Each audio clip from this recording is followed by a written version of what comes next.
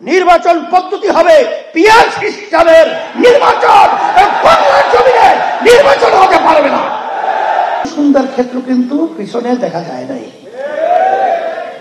যাই হোক, আমি আপনাদেরকে বলবো, বাংলাদেশের ভিতরে আজকে দুঃখ সহকারে বলতে হয়, আমি আজকে একটু আগে চিটাগাং থেকে আসতেছিলাম, তখন আমেরিকা এক প্রবাসী, ওর সাথে অনেক আলোচনা হলো।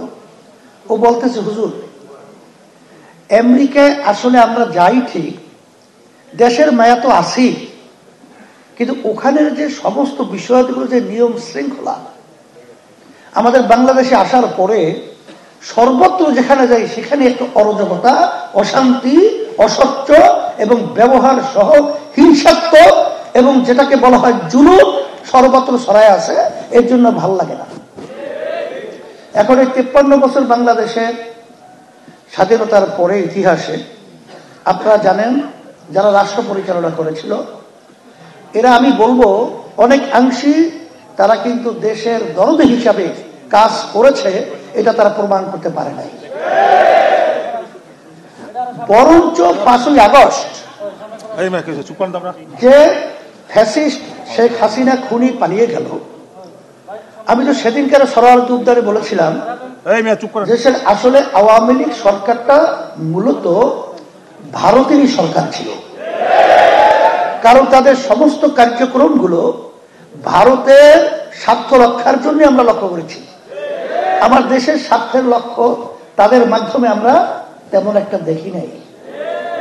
এরপরে বর্তমানে যে চলছে, আমি সেদিনকারও বলেছিলাম, আজকেও বলছি, যে বর্তমানে যে অন্তর্বর্তীকালীন সরকার রয়েছে, তারা কিন্তু আমাদের এই ছাত্র জনতা অভ্যুত্থান যে 5ই আগস্ট বাংলাদেশে হলো, সেখানে হাজার হাজার মায়ের কোল খালি হলো, হাজার হাজার আমার ভাইয়েরা, আমার ছাত্ররা পঙ্গু হয়ে গেল, চক্ষু হারালো, এখনো মায়ের কান্না বন্ধ হয় নাই।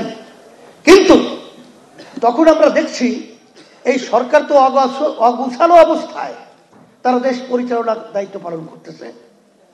সেখানে আমাদের দায়িত্ব কর্তব্য, তাদের ভুল ত্রুটি থাকতেই পারে, আমাদের দায়িত্ব কর্তব্য হলো সহযোগিতা, পরামর্শ। কিন্তু তাদেরকে অস্থিতিশীল করে তারপর তাদের থেকে দাবি আদায় করে নেওয়ার জন্য এক পর্যায়ে আমি বলবো যে গত ফ্যাসিস্ট সরকার 2024 নির্বাচনে যে প্রকারই হোক, তারা কিন্তু সরকার গঠন করে ফেলেছিল। তারা তো 5 বছর মেয়াদে ছিল, কথা ঠিক না? এখন পর্যন্ত 3 মাস 4 মাস যেতে পারে নাই।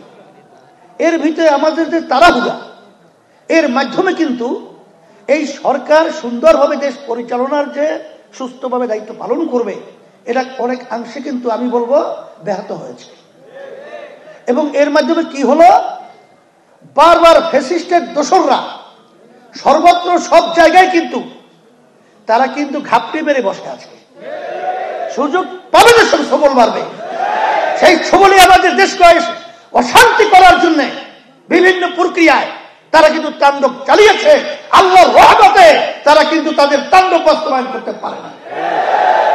এই জন্য আমি বলবো, যারা দেশপ্রেমিক রয়েছেন, সাংবাদিক হোক, প্রশাসনের হোক, রাজনৈতিক হোক, বাংলাদেশের ছাত্র জনগণ হোক, সকলকে মুতাত্ত আহ্বান জানাবো, এদেশ আমার, এদেশে আমি জন্মগ্রহণ করেছি, এদেশ নিয়ে কেউ ছিনিমিনি করবে, আমরা সহ্য করব না। এই দেশ নিয়ে যারা নাকি বিভিন্ন পর্যায়ে বারবার আমাদেরকে তাম বিশ্বের মধ্যে 5 বার চোরের দিক থেকে ফাঁস বানিয়েছে, দুর্নীতিতে চ্যাম্পিয়ন হয়েছে, আর এই দুর্নীতিবাজদেরকে আবার ক্ষমতার বস্তাতে বসিয়ে আমরা তামাশা দেখব, এটা বাংলাদেশের জনগণ সহ্য করবে না। ফ্যাসিস্টদেরকে ক্ষমতা যেতে দেওয়া হবে না। সেই লক্ষ্যে আমি সর্বশ্রেণীর সকলকে আমি আহ্বান জানাচ্ছি, আসেন আমরা সবাই একত্রিত হই এবং সুন্দর দেশ গড়ার জন্য একমাত্র তার রক্ষা কবচ হলো তার নীতি আদর্শের নাম হলো ইসলাম। আর এই সুন্দর দেশ পরিচালনা করার জন্য নির্বাচন পদ্ধতি হবে পিয়ার সিস্টেমের নির্বাচন।